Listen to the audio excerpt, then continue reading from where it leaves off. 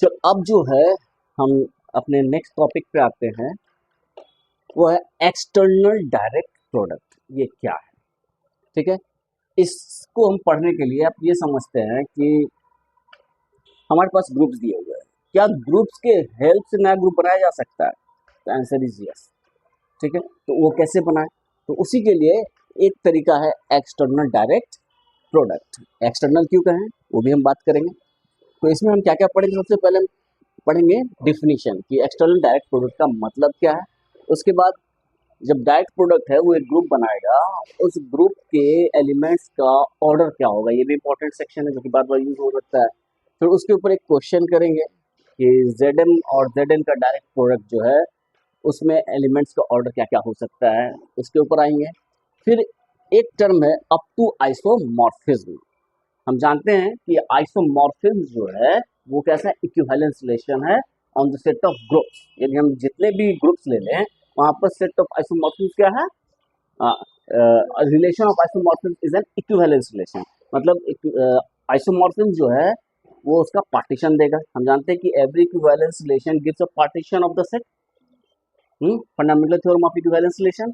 Equivalence relation के fundamental theorem से हमें पता चला कि जितने भी ग्रुप का सेट है, सेट ऑफ ऑल ग्रुप्स, दुनिया में जितने भी ग्रुप्स हैं, ठीक है, उसका यदि हम सेट मान रहे हैं, उसका पार्टीशन क्या देगा? आइसोमॉर्फिज्म। तो उसको अलग अलग पैकेट्स में करेगा, क्लासेस में डिवाइड करेगा, जिसमें एक ऐसा क्लास होगा जिसमें सारे ग्रुप एक दूसरे का आइसोमॉर्फिक है, एक दूसरा क्लास होगा जिसमें सारे ग्रुप एक दूसरे के आइसोमॉर्फिक है, और ये दोनों में से कोई भी एक दूसरे का कॉमन नहीं है। पार्टीशन का मतलब भी यही हुआ। तो ये जो आइसोमॉर्फिज्म है, तो अब हर एक वन ऑर्डर का भी हो सकता है, टू ऑर्डर का भी हो सकता है, थ्री ऑर्डर का भी हो सकता है, four five six seven eight and so on. अलग अलग ऑर्डर का होगा। इनफाइनाइट ऑर्डर तो अलग बात हो गई। यदि फाइनाइट ऑर्डर की बात करें तो वन ऑर्डर का अप टू आइसोमॉर्फिज्म कितने ग्रुप्स हो सकते हैं?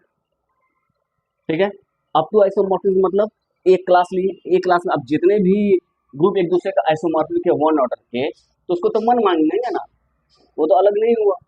अब टू ऑर्डर के अप टू आइसोमॉर्फिज्म कितने ग्रुप्स हुए? अब टू थ्री ऑर्डर के कितने हुए? फोर ऑर्डर के अप टू आइसोमॉर्फिज्म कितने हुए? मतलब फोर ऑर्डर के कितने ग्रुप्स हैं जो नॉन आइसोमॉर्फिक है? सीधी सी बात है, कितने तरह के ग्रुप्स हो गए? यदि हम जेड फोर लिखें, जेड फोर क्या होगा? Zero one two three four, zero three और एडिशन मॉडुलो फोर। और यदि हम यही लिखें प्लस माइनस वन और प्लस माइनस आयोटा और मल्टीप्लीकेशन ऑफ कॉम्प्लेक्स नंबर, ये दोनों ग्रुप है, लेकिन ये दोनों साइक्लिक ग्रुप है। और तो दो साइक्लिक ग्रुप एक ऑर्डर के क्या होते हैं? आइसोमॉर्फिक होते हैं। तो ये दोनों क्या हो गए? एक दूसरे का आइसोमॉर्फिक हो गए। तो हम इसको कंसिडर करिए, इसको कंसिडर करें, तो एक ही बात है ना। लेकिन क्या फोर ऑर्डर का कोई दूसरा भी ग्रुप होगा? तो हम देखेंगे कि Z2 cross Z2 Z2 Z2 का जो एक्सटर्नल डायरेक्ट प्रोडक्ट, ये भी एक ग्रुप बनेगा, लेकिन वो Z4 का आइसोमॉर्फिक नहीं होगा। ठीक है, तो अब क्या हो गया? फोर ऑर्डर का इसका ऑर्डर फोर हो गया और इसका ऑर्डर फोर है, तो इन दोनों का ऑर्डर फोर है, लेकिन ये दोनों एक दूसरे का आइसोमॉर्फिक नहीं है। ठीक है, तो फोर ऑर्डर के अप टू आइसोमॉर्फिक कितने ग्रुप हुए? दो। अप टू आइसोमॉर्फिक कितने ग्रुप हुए? दो। एक ऐसा जो इसका आइसोमॉर्फिक होगा, एक ऐसा जो इसका आइसोमॉर्फिक होगा। इसके बाद कोई तीसरा क्लास नहीं मिलेगा। ये भी हमको प्रूफ करना है, प्रूफ करेंगे। तो ये एग्जांपल है, number of groups up to isomorphism of order four and number of groups up to isomorphism of order six. ये दोनों को हम कंसिडर करेंगे, यहाँ तक कि हम वन से लेकर सेवन तक कंसिडर करेंगे। अब देखेंगे कि क्या क्या होता है। ठीक है, थ्योरम के हेल्प से हम इन चीजों को देखेंगे। तो ये सेक्शन यहाँ पे जाके एंड होगा। ठीक है, इसको हम अलग अलग क्वेश्चन में डिफाइन कर सकते हैं। फोर अलग कर सकते हैं, सिक्स अलग कर सकते हैं, फोर सिक्स एक साथ लेके चल सकते हैं। ठीक है, कैसे कैसे क्वेश्चन बनते हैं, आंसर एक ही है। क्वेश्चन एक ही आंसर का चार पांच तरह का क्वेश्चन बनेगा, तो उसके ऊपर भी हम आएंगे। तो पहले हम सिंपल चीजों पे आते हैं, external direct product. External direct product होता क्या है? ठीक है, डिफिनेशन पे आते हैं।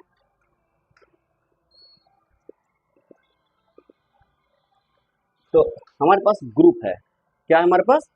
ग्रुप है, एक से ज्यादा ग्रुप है, तो हम लेते हैं let G1 G2 dot dot Gn be groups. ये ग्रुप्स हैं। ठीक है, consider the set G is equal to G1 cross G2 cross Gn, यानी कि Cartesian product of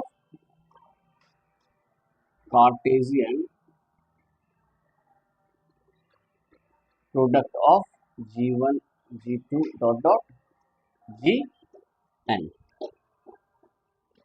that is G is equal to ये हो गया G1 G2 dot dot Gn such that G1 Gi belongs to Gi I is equal to I belongs to 1 2 dot dot n. ये set हो गया। तो ये जो है कार्टेशियन प्रोडक्ट ऑफ सेट है। कार्टेशियन प्रोडक्ट तो बहुत आसान है। तो अब हम शो करना चाहते हैं कि ये सेट मिल गया और एक ऑपरेशन है, consider a map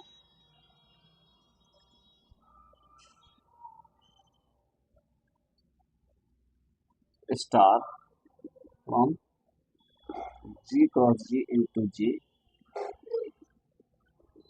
defined as F comma G belongs to G, F dot G is equal to defined as F comma G, F dot G, F dot G is equal to F1 G1 comma F2 G2 comma dot dot Fn Gn, where F is equal to F1 F2 dot dot Fn belongs to G and G is equal to G1 G2 dot dot Gn belongs to G। हमने एक operation consider किया, ठीक है। Then तो हम क्या देखेंगे, then ये जो है सेट इस बाइनरी ऑपरेशन के रिस्पेक्ट में ग्रुप फॉर्म कर लेगा।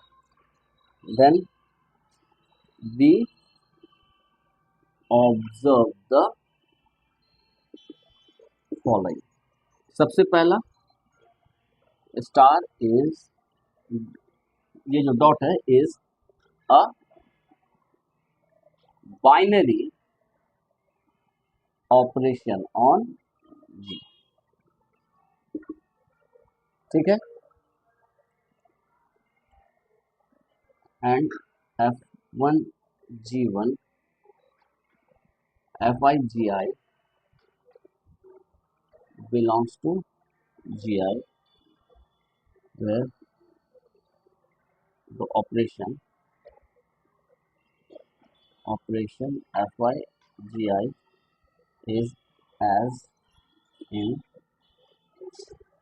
the group Gi, ठीक है। ये F1 G1 ये दोनों जो है F1 भी G1 में बिलोंग कर रहा है और G1 भी G1 में बिलोंग कर रहा है।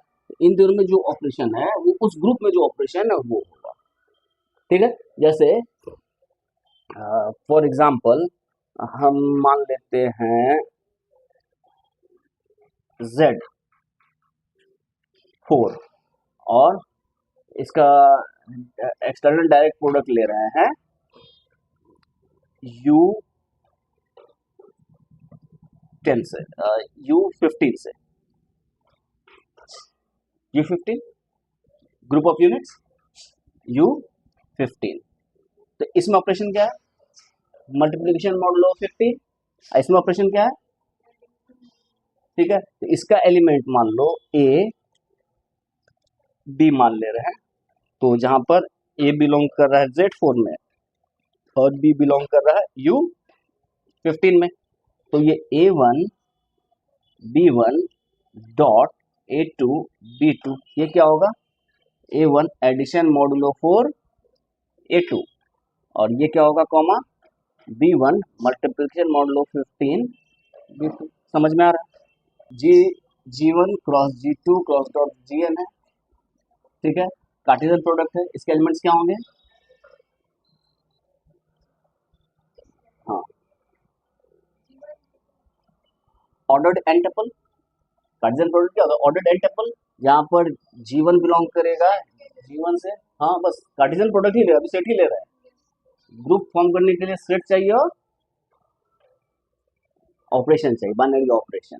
तो हमने सेट ले लिया, हमारे पास G1 G2 Gn ये सारे नॉन एम्प्टी हैं, क्योंकि ग्रुप्स हैं, ग्रुप से तो नॉन एम्प्टी हैं, तो ये जो G है ये भी नॉन एम्प्टी होगा, तो ये तो हम मान ही सकते हैं। तो ये G है, ये नॉन एम्प्टी तो हो गया। अब नॉन एम्प्टी है तो अब हमें एक बाइनरी ऑपरेशन चाहिए, तो हमने बाइनरी ऑपरेशन लिया G क्रॉस G से G में कैसे डिफाइन किया कि इसका दो एलिमेंट लिए एफ जी, तो एफ यदि इसका एलिमेंट है जी का, तो एफ का फॉर्म होगा F1 F2 dot dot Fn belongs to G. यहाँ पर F1 बिलोंग करेगा G1 में, F2 बिलोंग करेगा G2 में एंड सो ऑन। और यहाँ G equal to G1 G2 Gn, जहाँ पर G1 बिलोंग करेगा G1 में, G2 बिलोंग करेगा G2 में एंड सो ऑन। इसके एलिमेंट्स तो साफ साफ नजर आ रहे हैं कि नहीं? तो अब ये G1 G2 Gn है, इसमें तो अपना अपना बाइनरी ऑपरेशन है, हाँ या नहीं? सेम बाइनरी ऑपरेशन, अपना अपना बाइनरी ऑपरेशन है। तो यहाँ पर हमने लिया ये G1 और ये G2, इसका कार्टेशियन प्रोडक्ट ले रहे हैं, तो इसके एलिमेंट G1 की जगह माना Z4 एडिशन मॉडुलो 4 और G2 की जगह माना U15 मल्टीप्लिकेशन मॉडुलो 15। तो अब एक एलिमेंट लिए A1 comma B1 belongs to G, G क्या है? Z4 क्रॉस U15, हाँ या नहीं? तो यानी कि A1 बिलोंग करेगा Z4 में और B1 बिलोंग करेगा U15 में। उसी तरह A2 B2 ले, तो A2 बिलोंग करेगा Z4 में और B2 बिलोंग करेगा U15 में। तो अब हम इन दोनों का प्रोडक्ट ले रहे हैं, ये जो हमने डिफाइन किया। कैसे डिफाइन किया कि A1 B1 dot A2 B2 is equal to क्या होगा? A1 addition modulo 4 A2, A1 A2 component wise और B1 B2। तो A1 और A2 के बीच में ऑपरेशन क्या है? Z4 वाला। तो A1 A2 क्या होगा? A1 एडिशन मॉडुलो 4 A2, और B1 और B2 में एडिशन नहीं होगा, क्योंकि B1 B2 किसका एलिमेंट है? U15 का। उसमें क्या ऑपरेशन है? Multiplication modulo 15। यहाँ पे कोई और भी ले सकते थे, यहाँ मैट्रिक्स ले सकते थे, उसका कोई एलिमेंट ले लेगा, वहाँ मैट्रिक्स का मैट्रिक्स मल्टीप्लाई, कंपोनेंट अपना अलग अलग है, अगल बगल से कोई लेना देना नहीं है, तो कोई इशू है? तो इस तरह से हमने डिफाइन किया। तो अब हम ये जो ऑपरेशन डिफाइन किए हैं, ये देखना चाहते हैं कि ये बाइनरी ऑपरेशन है या नहीं। ठीक है, बाइनरी ऑपरेशन के लिए फंक्शन हम जानेंगे। फंक्शन कैसे डिफाइन करते थे? फंक्शन है ना कि एफ ए से बी में फंक्शन क्या होता था? जब A1 is equal to A2, ये इम्प्लाई करे f of A1 is equal to f of A2, तो वेल डिफाइंड होता था। तो हमें वेल डिफाइंड शो करना है, और यहाँ पे दिखाना था कि F A belongs to B for all A belongs to A. ये हियर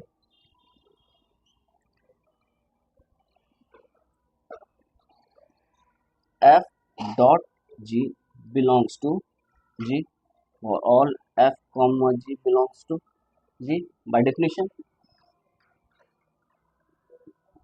बाय डिफिनेशन ऑफ, ये डिफिनेशन से साफ साफ नजर आ रहा है कि ये भी एलिमेंट किसका होगा? G1 का, ये G2 का, ये Gn का, तो ये टोटल G का एलिमेंट होगा ऑटोमेटिकली।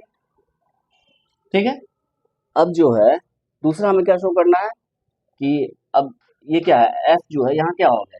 G क्रॉस G से G में फंक्शन है, G क्रॉस G। तो यहाँ का हमको दो एलिमेंट लेना है, इसका दो एलिमेंट क्या होगा? हम मान लेते हैं F1 F G और F डैश G डैश, दो एलिमेंट मान लिए। अब ये बराबर ये है, ये इम्प्लाई कर रहे हैं F डॉट G बराबर F dash dot G dash, तो वेल डिफाइंड हो जाएगा, है ना? तो हम कंसिडर करते हैं, considering let F comma G belongs to G and F dash comma G dash belongs to G be such that Fg is equal to F dash G dash। ये कब ट्रू होगा? if and only F is equal to F dash and g is equal to g dash, Cartesian product कब equal होता है जब corresponding parts equal हो। तो this implies, इसको हम क्या लिख सकते हैं, we have f dot g, ये क्या होगा, ये होगा f one dot g one, F two dot g two dot dot F n dot जी एन, और इक्वल टू क्या लिख सकते हैं, F one dash dot g one dash, f two dash dot g two dash dot dot F n dash dot जी n dash, और इसको क्या लिख सकते हैं, f dash dot ji dash. Hence is well defined, या is a binary operation, is a binary operation on G, G के ऊपर binary operation हो गया। तो हमें क्लोजर दिखाने की जरूरत खत्म, यहाँ पर एक चीज लिखना है एफ जी, ठीक है, क्यों, since f is equal to f dash implies f one F two dot dot F n is equal to f one dash f two dash dot dot F n dash implies f i is equal to f i dash for all i belongs to one two dot dot, पता ही नहीं है। तो यहाँ तक तो कोई issue है। तो ये क्या हो गया, वेल डिफाइंड हो गया। अब हम क्या शुरू करना चाहते हैं कि ये ग्रुप फॉर्म करेगा, क्या करेगा, ग्रुप फॉर्म करेगा, एसोसिएटिव ऑन जी, एसोसिएटिव होगा जी पे, कैसे होगा देखते हैं, let F comma G comma H belongs to G, where F is equal to क्या मान लेते हैं, F one F two dot dot F N, G is equal to G one G two dot dot ji N, and H is equal to H one H two dot dot H N. Then F dot g dot h is equal to क्या होगा, f one dot g one, ये होगा f one g one h one, F two g two h two dot dot F N g n h n, होगा कि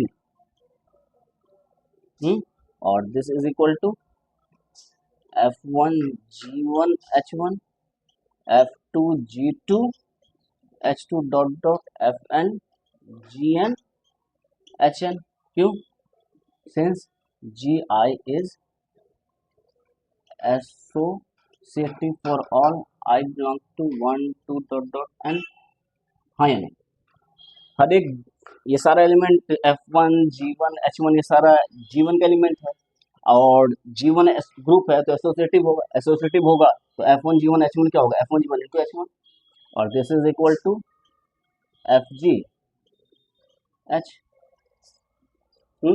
associative हो गया। अब associative के बाद क्या होता है, existence of identity, identity here E1 E is equal to E1 E2 dot dot En belongs to G, where EI is the identity of GI, ये तो इसमें बिलोंग करेगा। Then for any f is equal to f1 f2 dot dot fn belongs to G, f dot G f dot E is equal to क्या होगा, f1 e1 f2 e2 dot dot f1 en, ये किसके equal होगा, e1 f1 dot e2 f2 dot dot en fn, और ये किसके equal होगा, e dot f, और ये किसके इक्वल होगा, f, hence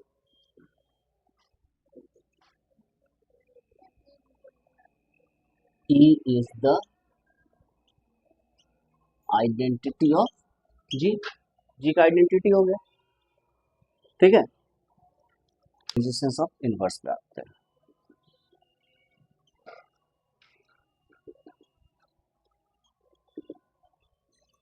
Let F belongs to G implies F is equal to F1 F2 dot dot Fn, where Fi belongs to Gi,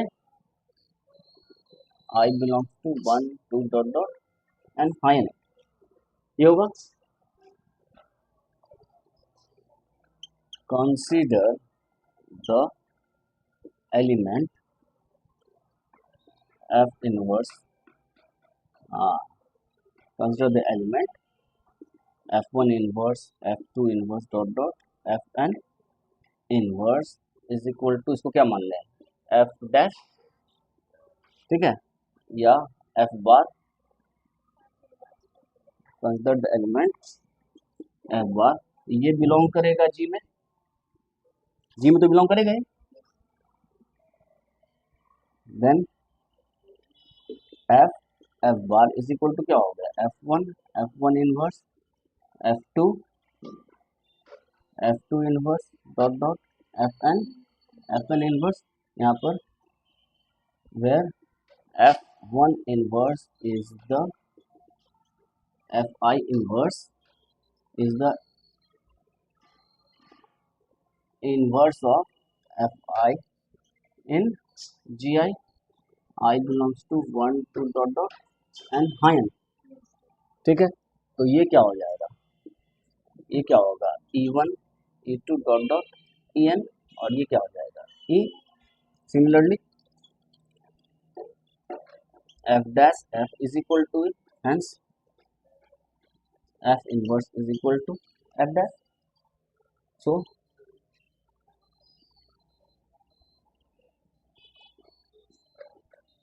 inverse of each element of G exist in G, तो hence G star is a group। G star क्या होगा, group, ठीक है। We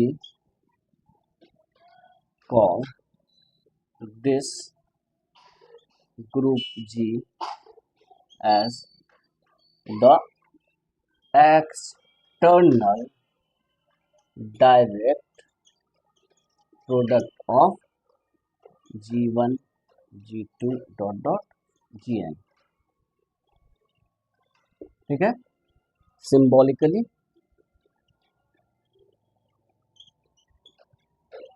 G is equal to G1 G2 G।